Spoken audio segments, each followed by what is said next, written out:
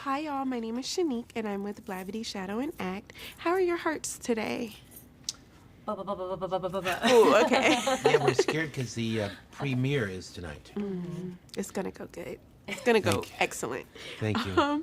My first question is for you, Sam, because the island is paradise for Linda, while it's hell for Bradley. What inspired you to use this as the backdrop for their major shift in like their power dynamic? Well, that's exactly what happens in the movie. The power changes once they get to that island. But the writers, Shannon and Swift, came up with that concept, and they thought that this conflict between these two individuals had to be stripped of any other people or mechanisms. So it was only them. Because in our world, as the movie starts, Bradley is the boss, the mean boss to Linda. And he's unnecessarily cruel to her. He's unfair. And just he uses his power like a whip. It's horrible. And he treats her like an animal. And it's only once the plane crashes and they're alone on this island do we really get to see who they are underneath. And Bradley's really just a coward and a bully. And Linda is actually a woman of substance. She knows some things that in her office didn't matter, but here mean the difference between life and death. So we see, as you mentioned, that power dynamic shift.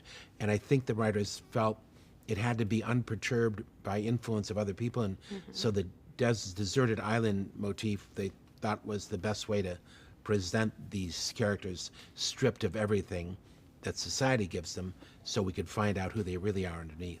Yeah. And Zainab, what I thought was so interesting is that at the core of this film, Send Help is a redemption story.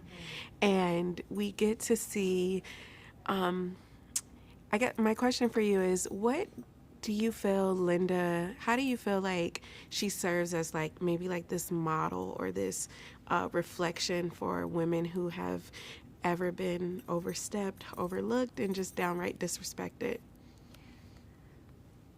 That's a great question. I think there's a line at the end of the movie when I can't give too much away, but she says, "No help is coming. You have to save yourself." And I think that's such a beautiful message. You know, we're in a society where we always assume someone's going to save us, but we really need to love ourselves and depend on ourselves to thrive and be strong in today's society. So I hope that's at least one of the messages that portray in the film. Yeah, definitely. And Linda, the sequence of how we get to the plane crash, I thought it set the tone for like how powerful of a woman Linda is, because it's like other people get their karma instantly. Yes. For messing with her. Yes. It was just so beautiful to watch. But my last question for both of you all, in your research and preparing for this, what was the most fascinating thing that you found about castaways that you brought onto the screen? Did you say castaways? Well, like people who are deserted on the island. My bad. Well, we actually hired this amazing survivalist, Kai, for now, and she was our North Star. She was with us during pre-production and every day on set, and she's the real deal. She was our guru. Yeah. She knows what leaf is poisonous and how taro root is a great means for survival, but how you got to dig it up, and then you can't eat it. You've got to cook it or it's poisonous. I mean, she knows how to collect water, and she taught us different ways to do that in the wild, and how to do everything, how to make a spear and how to sharpen it by letting the end of it kind of blacken in the fire, and then it makes it harder, whatever that's called, and you can scrape it and get it to a really fine point that way.